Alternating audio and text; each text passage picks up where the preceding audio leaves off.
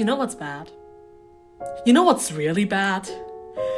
Being an author who's neurodivergent and chronically unmotivated. First off, hi to the new subs, I'm Rain and I just do random stuff, but mostly art. Back to the point.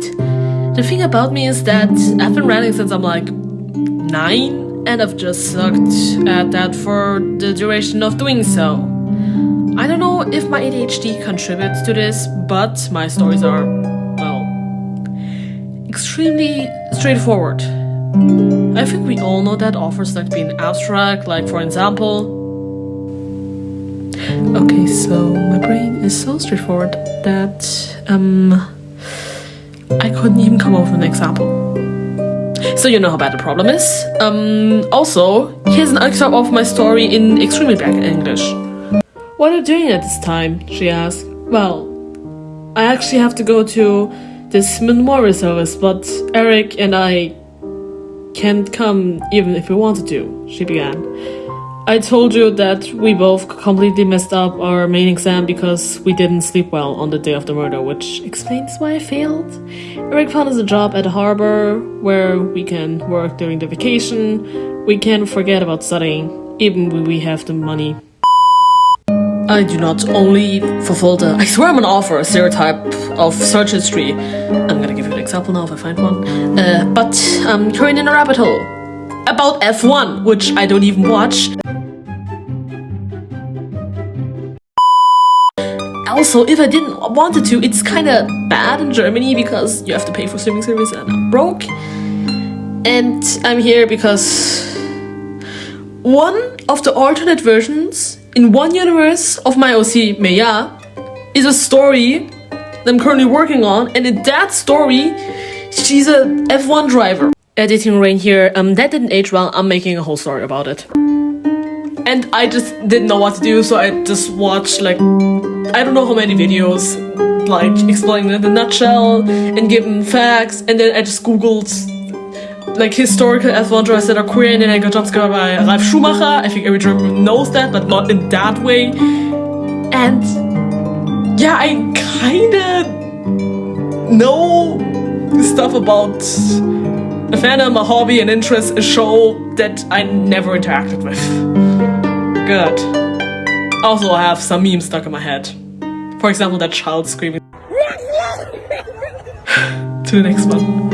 Another author stereotype I'm fulfilling is you just constantly cannot work on one story, you have to work on 3, 4, 5, or I don't know how many. I'm currently working on about, I think, 6 different stories, and well, for me it's like I write it and then I lose interest, then write another one, get super invested, and then I lose interest, and then I make a new story, and that's just kind of like a cycle I'm currently in because I've made 4 different storylines in the past 6 months, and that means something.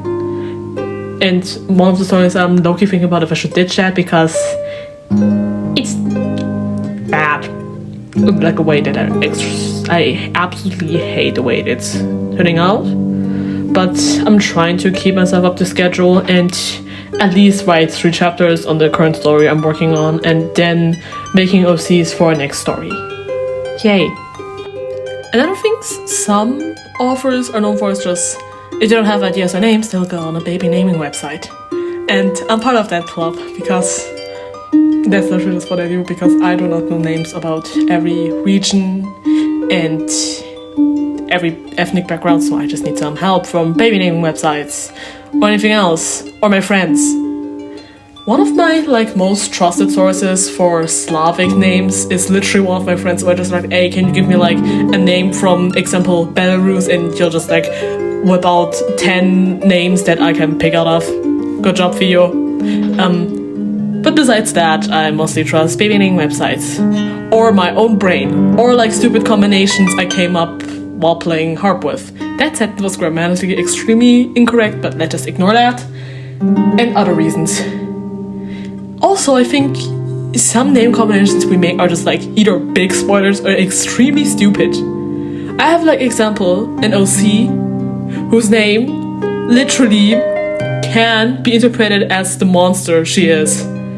It's kind of weird. That story is also kind of confusing, but that's okay. And also, I realized that I kind of screwed up with all my new OCs with the name, because I kind of realized I just literally Frankenstein the names of 2 Eurovision participants for this year, where I'm like, I don't know what I'm doing here, and I just think it's extremely silly. But hey, at least I have some okay name combinations going on. I have to think about one for a second. Okay, sometimes I don't even know how to pronounce the names by myself. That's also good. And also I think authors just really like to use translating websites or pronunciation websites if they just struggle with pronouncing the names of their own OCs. And the last officer I have is that you kind of hyperfixated on 1 or 2 cultures or regions, and now you realize, oh, I have too many OCs from there. Oops. And for me, it kind of got out so bad that if I ask my friends to guess my OC's nationality, they just straight up can pinpoint where they're from, because they're like, you have too many OCs from there. Pronunciation problems. Yeah. So yeah, that's kind of just my experience of being a crazy, neurodivergent, bored author who's bad at doing what they're doing. Also, I'm thinking about if I should make a history account and post short stories about my OCs there, but that's up to you to decide. If you want it, just comment it. And besides that, stay healthy, stay strong, stay happy. See you next time. Bye. Rain.